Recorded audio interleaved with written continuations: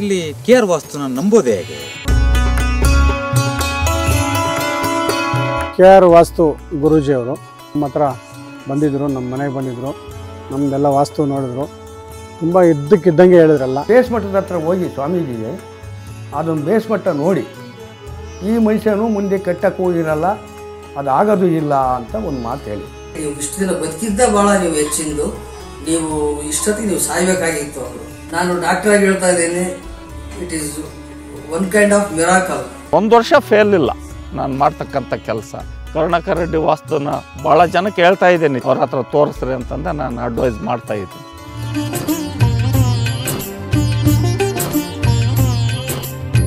ಬುದ್ಧಿರ್ಬಲಂ ಯಶೋಧೈರ್ಯಂ ನಿರ್ಭಯತ್ವಂ ಅರೋಗತಾಂ ಅಜಾಡ್ಯಂ ವಾಕ್ಪಟುತ್ವಂ ಚ ಹನುಮತ್ ಸ್ಮರಣಾತ್ ಭವೇತೋಂ ಆಂಜನೇಯ ಸ್ವಾಮಿ.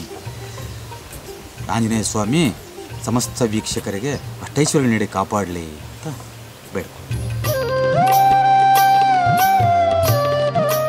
ಮನುಷ್ಯ ಜೀವಿ ಪ್ರಪಂಚದ ಅತಿ ಬುದ್ಧಿವಂತ ಜೀವಿ ಬ್ರಹ್ಮಾಂಡದಲ್ಲಿ.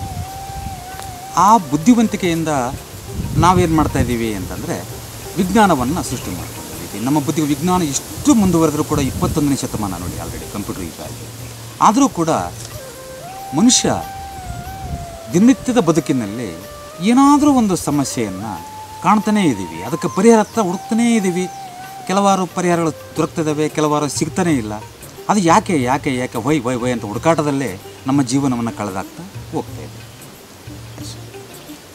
ಆ ಒಂದು ನಿಟ್ಟಿನಲ್ಲಿ ಯೋಚನೆ ಮಾಡಿದಾಗ ನಾವು ಎಲ್ಲೋ ಒಂದು ಕಡೆ ಎಲ್ಲರಿಗೂ ಅನಿಸೋದು ಒಂದೇ, ಯಾವುದೋ ಅಗೋಚರ ಶಕ್ತಿ, ಯಾವುದೋ ಒಂದು ಕಾಣದ ಕಣ್ಣು ನಮ್ಮ ಬೆನ್ನ ಹಿಂದೆ ಕೆಲಸ ಮಾಡ್ತಾಯಿದೆ ಅನ್ನೋದು ಸ್ಪಷ್ಟವಾಗಿ ನಮಗೆ ಗೊತ್ತಾಗ್ತಾಯಿದೆ.